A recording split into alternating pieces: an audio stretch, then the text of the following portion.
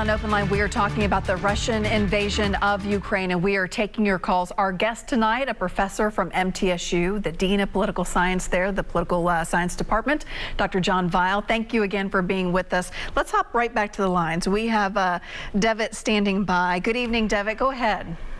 Yes.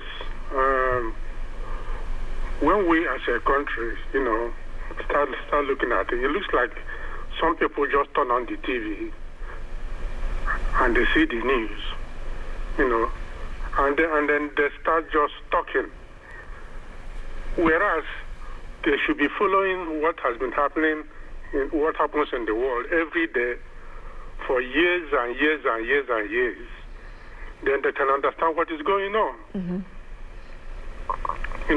So there are several things that are that have been happening for years. Yes. You're exactly. For years, when some of these countries became, some of these countries from the Soviet Union, mm-hmm. Then they became countries. Then what we should do is make them have that country, have a happy life in that country, and leave them alone to have a happy life in the country. But instead, we start pulling them apart. And pulling them apart doesn't help at all. Like someone like me who follows everything years and years and years, every day you need to know what's going on in the world. So when we pull them apart, most of them also have relatives or have their lineage also in other countries that are not part of their own right now.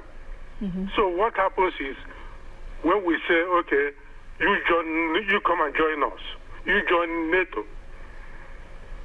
then we put weapons in their country.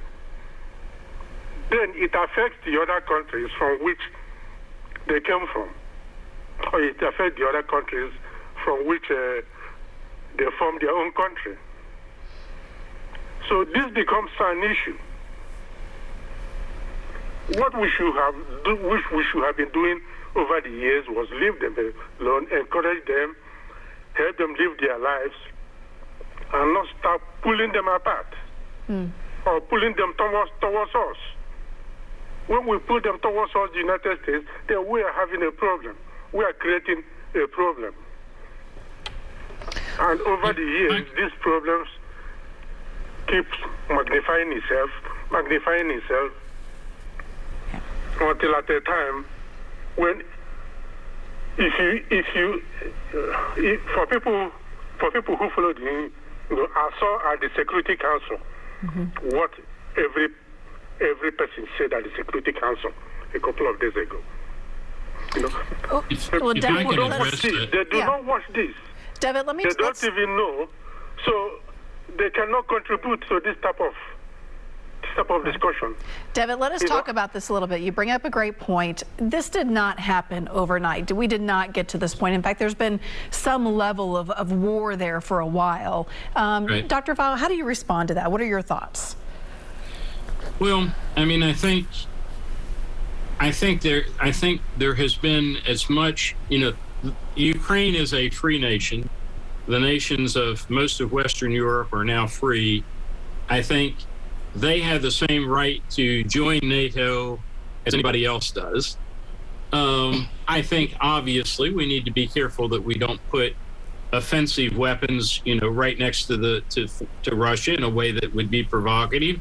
But frankly, I don't think we've done that. If anything, I think we're now finding that we probably did not give Ukraine sufficient weapons, to defend itself. We're not the ones invading Ukraine. They are a fellow democracy, and I think democracies tend to look out for democracies, just like autocracies tend to align with one another. Let's go to Robert on the line. Good evening, Robert. Thanks for being with us. Hello. I'd like to make a comment. The Democrats' message all along has been the three biggest problems in this country are voter suppression, climate change, and racism. And when you give Vladimir Putin a message like that, that gives him the green light to go on the move and go on the offensive. Because I think, frankly, he knows that Joe Biden will not do anything. And I know the sanctions and all that will probably work eventually.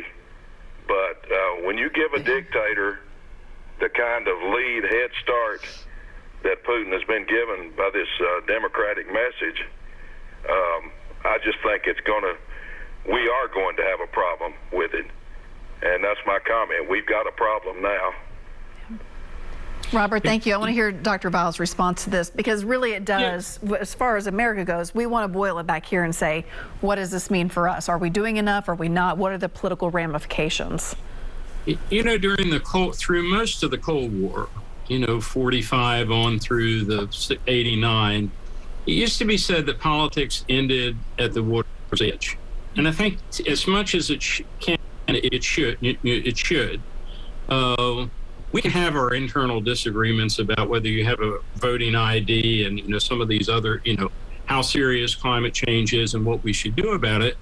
But when it comes to, I really think that both, if you want to assess blame, I think you could assess, Trump is the one who said we were going to get out of Afghanistan and set a very early date. And in my judgment, Biden shouldn't have followed through in the way that he did. But I'm not sure that there was a substantial difference in the response of those two men. And, weakness anywhere does, in fact, invite aggression. But certainly Trump he showed no spine at all, as far as I could tell, when it came to Putin. And in fact, his initial reaction to the possibility of invasion was, this is genius. Putin is stronger than we are. I just don't see it. I think I have a lot more in common with fellow Democrats and Republicans than I do with Putin or, Xi in China or many other autocrats that we could mention. But in our political environment today that each side will try to take advantage of this in one way or another. What do you think that means? We have the State of the Union tomorrow night. We have elections coming up. How is that going to play out? What is that discussion going to be for both sides? Well, I don't know how well people remember this, but I remember a debate where Bob Dole, who I have a lot of respect for, war hero, but he made a sort of an outrageous statement in one of the debates that all the wars that had occurred, or the major wars that occurred in the 20th century, had all been the result of Democrats. And people, said, well, wait a second, we were united Democrats and Republicans in World War I and II and through most of the Cold War. I just think it's pretty dangerous. If people have different opinions on foreign policy, they should express them. But I really don't think that Democrats as a whole favor Putin and Republicans don't, or vice versa. I think we can all be united in saying that a democratically elected government ought to be able to choose their own path without a neighbor invading them.